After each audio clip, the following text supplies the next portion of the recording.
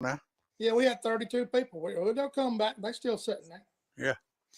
All right, we live. We live. I don't know what happened, Shane. I reckon it's just bad weather. I lost audio. I reckon they said they could hear you.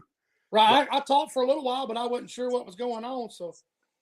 All right. Well, we are live, and I don't see one person doesn't come back on. But anyway, what we was fixing, what we had gone over everything. I think that all right. All right, Lance is back on. All right, I'm sorry, y'all. We just I've never had that happen before. I couldn't hear you and you couldn't hear me. No, I couldn't hear nothing. I just kept seeing a muting thing. Like you said, it's probably that thunder and lightning out there. I don't know, but anyhow, we back now, and let me make sure. Yeah, we recording. Everything looks good, and we were fixed. Thank y'all for bearing with us, Robert and Lance and Jared. Y'all, we back up to 16. So I hope John and Jessica come back on. He texts me. All right. I'll tell him come on. Tell him we back on the air. I'm texting him right now.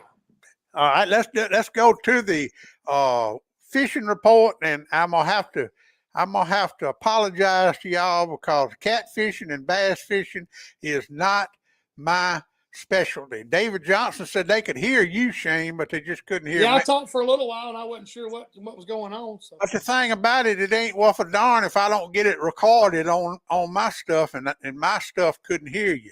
So right. There's John and Jessica back on. Good deal. There you go. All right, I apologize for y'all. The catfishing. I did talk to Big Bama Bryant Taylor this weekend. He went, I think Saturday, was coming back Sunday, and something happened. He got sidetracked Sunday, but he didn't catch any big fish, but he did catch some good blue cat Saturday. And what he was doing was dragging bait. And if you're on here, Brian, tell everybody what you was doing, the bait you was using. I think he was using cut shad. And then Travis was below the dam yesterday and threw some jugs out. And Joe Allen said he was coming over here this afternoon and helped Travis clean some catfish. So I guess he caught some catfish yesterday with them jugs. Now, Travis to them jugs is like you are to them crappie, Shane. Yeah, he goes now. He catches them. He is. He's good at it. But if you come in catfishing this weekend, same old. That water temperature in the river still up in the high 70s, low 80s. And it's still warm enough to use those long line jugs. And I've never seen as much bait in that river. I mean, those shad are everywhere. There are tons of shad. I mean, them fish I'm cleaning are so full of shad. It's crazy. Yeah. Mm-hmm. All right, so that's all I know about catfish. And next week, maybe Joe Allen will be back on, and let's talk about the crappie. Now, you had John and Jessica Farmer here, yes, but I want to meet them. But you know who I want to meet? I want to meet Creek. I want Creek Farmer and my little buddy River Pate to get together. Now, River is his daddy used to fish those professional crappie tournaments. So Kendall Pate and those two little old boys. Now they are raised up fishing. I really enjoyed that video, and you had Richard Shirley with you. That's right. I got a picture too. Do you know Matt Chambliss in Demopolis? I know that name.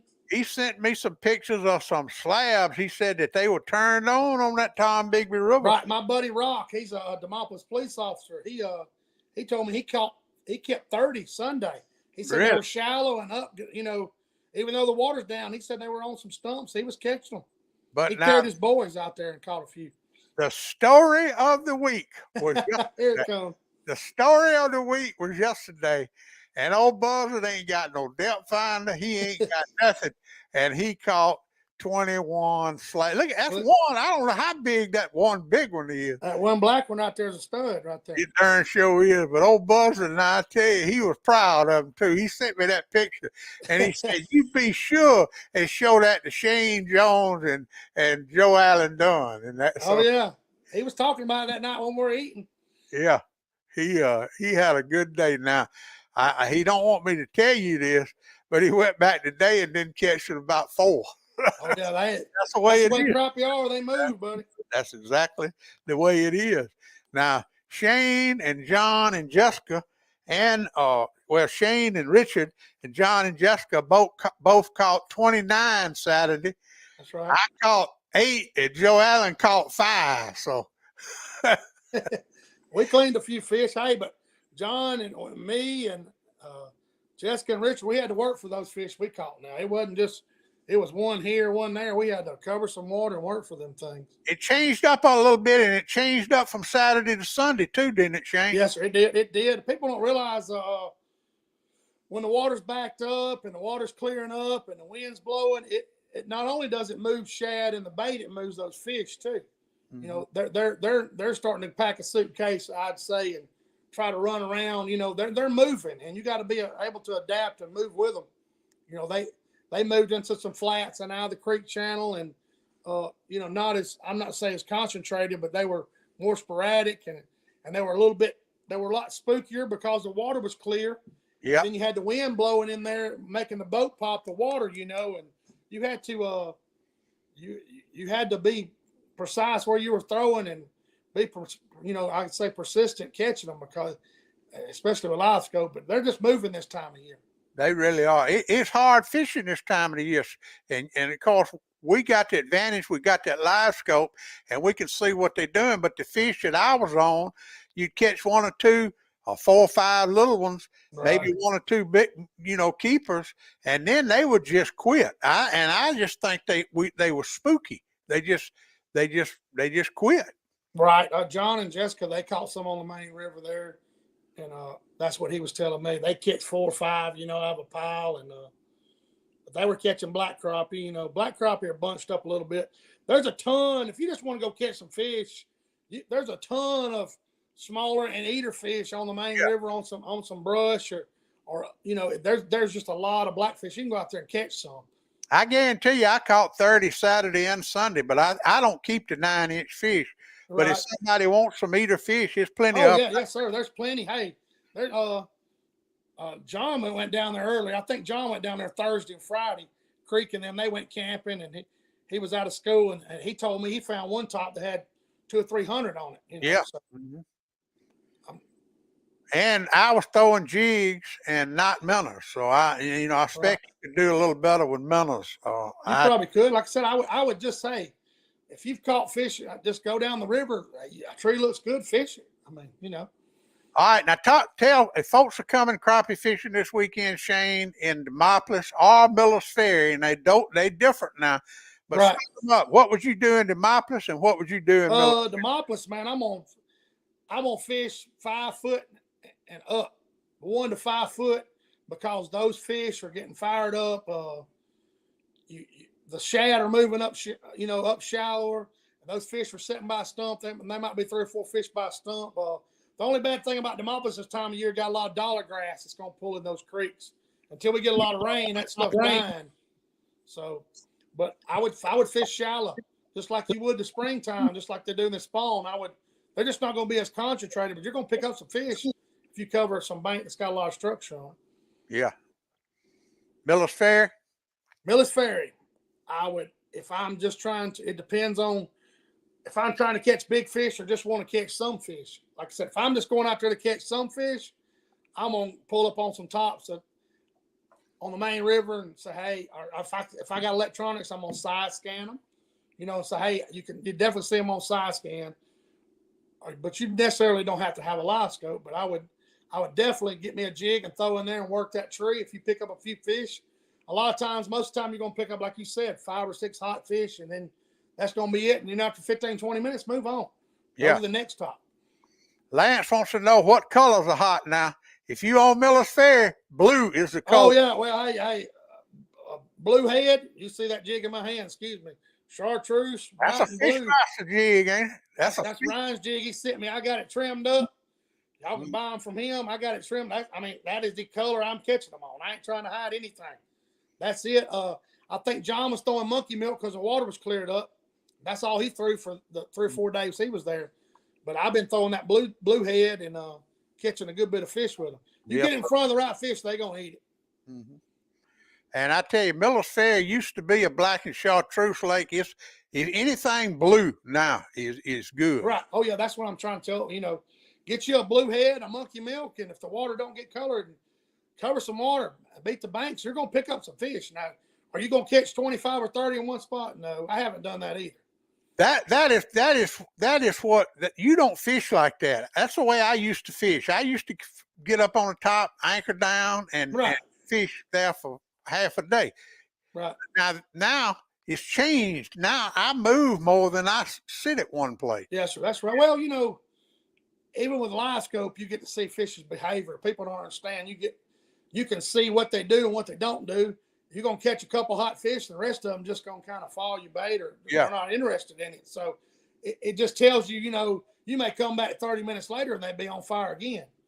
It just depends on the mood of the fish, but you just have to cover some water. Like I said, bass fishing, you don't sit in one spot and on a point unless there's a school of bass there. Yeah. Feeding, the same way with crappie.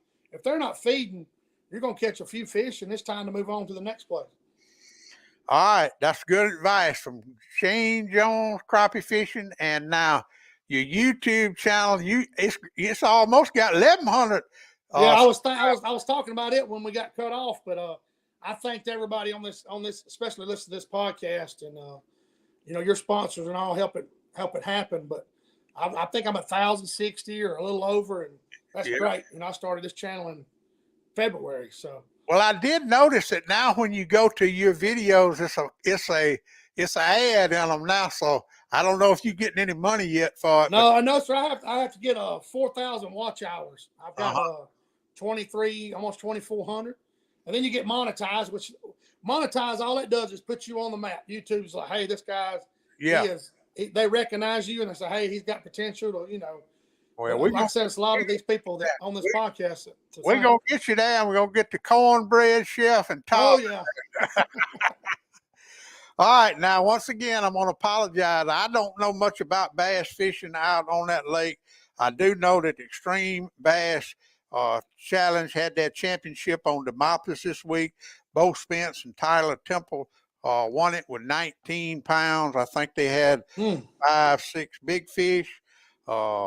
This next weekend, the 22nd of October, the Miller's Ferry Extreme Bass Open will be from Bridgeport City Landing. The ABT Championship that Trey will be at, and I see Trey was on here a while ago.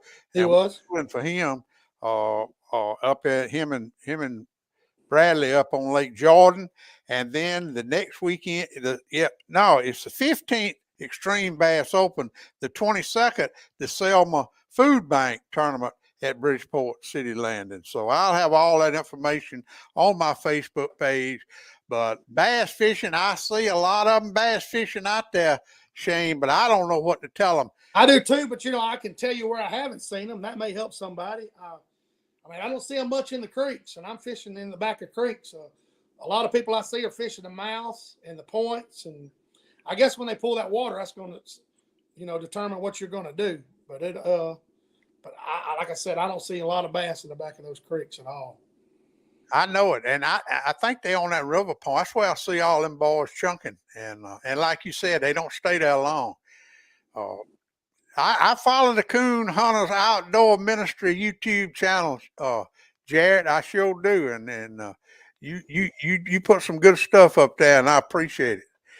All right, so that's all I can do with bass fishing. Good luck, everybody. If you're fishing a tournament this weekend, it will be this weekend, the 15th.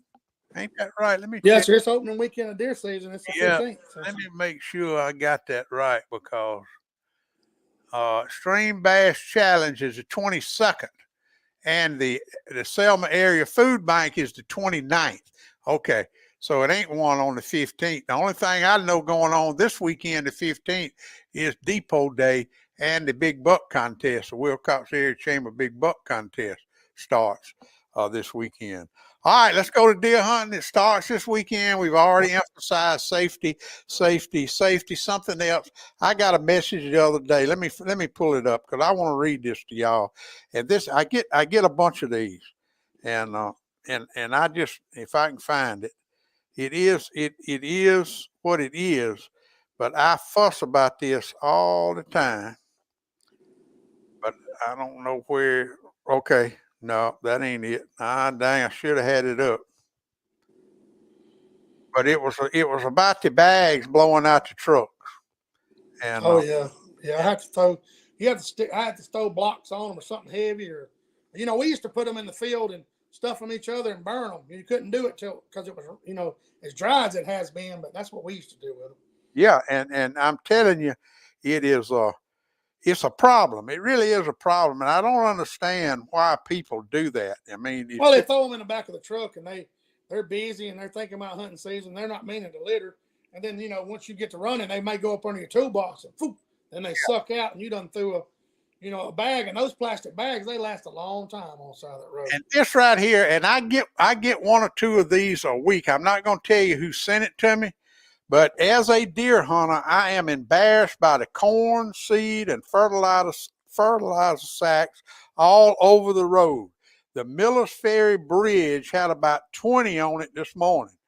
I'm to the point that I think they should outlaw feeding if people can't do any damn better. Sorry for the rant. I just wanted your opinion. Well, my opinion is I think that it ought to be a fine if it blows out of your truck. That's littering. I think that's littering is what it is. It's no different than throwing trash. But people just got to be more assertive on like stuffing them in each other, putting something on top of them. That's right. Because when you pile up 10 or 12 bags, or everybody's getting excited, and I understand. I mean, I've had to pull my boat, turn it around, and picked up stuff that's blowed out of my boat, a napkin. I don't trash that river. No, absolutely. Because I enjoy it. I try to turn around and pick up stuff, and I've had stuff blow out of my truck before too. And we used to feed all that time, but now that it started raining, you can start burning them sacks. That's right. All right, one more thing, y'all. Y'all gonna start sending me pictures, and I love to get pictures. But I get not many, but every year I get a picture of a kid with his first deer, and he's got the muzzle pointed at him, or he hadn't got his hunter's orange on. And so I made this little getting outdoors photo guidelines for everybody. The worst thing hunters can do is to turn a non-hunter into an anti-hunter by giving them the wrong impression of hunting. And so when you send me a picture, make sure you got your hunter's orange on. Make sure you're aware of the gun muzzle position and the gun is unloaded. And wipe the blood. You ain't got to wipe it off, but just make it presentable. And if the tongue's hanging out, just take a knife and cut the tongue off. Just make it more presentable. I'm going to put them up there, but, and I'll take the slack if somebody hollers at me, but we don't want to give anybody any reason to say anything. So remember that when you're sending me pictures. And I know everybody gets excited, and everybody, especially these kids when they kill their first deer. And that gun, sometimes I have gotten them, and I have, when I get a picture and the kid is smiling, got that deer, and the gun's pointed right at him, I'll send it back to the person. I'll say, now listen, I'll be glad to put this up, but do you want to put this picture up with that gun in that position? That's right. Well, you got to take your time, And that's the only picture they took. And it's just, they can't share it, So be aware of that when you're taking pictures. And I'll be harping on that all season. We do have a Greno tournament coming up in the Upper Delta. The Greno tournament will be the 15th. That's this weekend out of Live Oak Landing. You ever done any Greno fishing, Shane? I've caught some accidentally when I was bass fishing. And hey. Well, that's why I asked that boy. I asked him the other day, and he told me that's how they catch them with spinner baits and stuff, just like you catch a bass. They get up in the grass, you can see them. I used to think it was bass. I throw them a little worm up there. Think I got something in them. What the heck is this thing? Yeah. They fun. They fight now. They fun to catch. And Joe Allen, they eat them. I ain't gonna eat. Hey, Joe Allen, he talking about cooking us some coon or something. So yeah, but I ain't eating no more Greno. I ate one time. It's just like eating cotton to me. But he thinks it's good, But that's this weekend at the Upper Delta Greno tournament. I got all that information on my Facebook page. The only thing left, Shane, is small game squirrel, rabbit, and dove. And I don't know anybody that's squirrel hunting, rabbit hunting. Dove season's still in, but I think it's done slowed down too. Have you heard anybody doing I hadn't this? heard anybody. I know you got some cool weather coming next week, so that'll help with the wolves and the squirrels. So and you're gonna get some leaves blowing off the trees, so you're gonna be able to hunt them and see them. A lot of people don't squirrel hunt because there's so much full foliage. These trees are still full of green leaves. All right. Well, I apologize for the interference. I hope I can piece it all together and make it sound halfway right on the podcast. Shane, thank you for being here. I reckon Joe Allen and Kevin will be back next week, but I've been saying that for 3 weeks, and hopefully it will. I mean, life comes at you, just like I told everybody when we lost you, they could hear me. You do these live shows, stuff happens. So. Yeah, that's right. That's right. But I tell you, and I tell everybody I interview, I'm not a very good interviewer, but I'm a damn good editor. So I'll put it together. That's right. I'll put it together, and y'all won't never know nothing happened. I promise. That's exactly right. Podcast. And thank you, Shane. What you gonna do this weekend? I won't flip a coin. I'm either going to Demopolis or coming down there with you. I may go to Demopolis because it's been a while since I've been there. So if I do, I'll give you a report on it, and hopefully we'll make some video and catch a few fish. So. Well, and y'all go. I'll put the information to Shane Jones Fishing YouTube channel. Go subscribe, and it is some good stuff on there. I'm gonna try. I got a arm coming. It's gonna give you a different angle because. A lot of people I was tired of just looking at the back of my fat head, so I'm going to try to do a different angle, Yeah. Start showing some stuff I'm doing a little different. Well, you're doing a great job. I really enjoy watching them every week, and I enjoy keeping up with you. And we're going to be pulling for Joe Allen and Todd to get that cooking. I hope they stick with it because they did a pretty good job on it. Now I tell you, I have to give it to them. Yeah. Hey, when I first started filming at YouTube, I was like, I don't know. Then you just gotta relax and do what you do. They sent me 27 minutes of video, and I edited it down to 13, so that ain't too bad. All right, Shane Jones, thank you. Yeah, I appreciate everybody watching.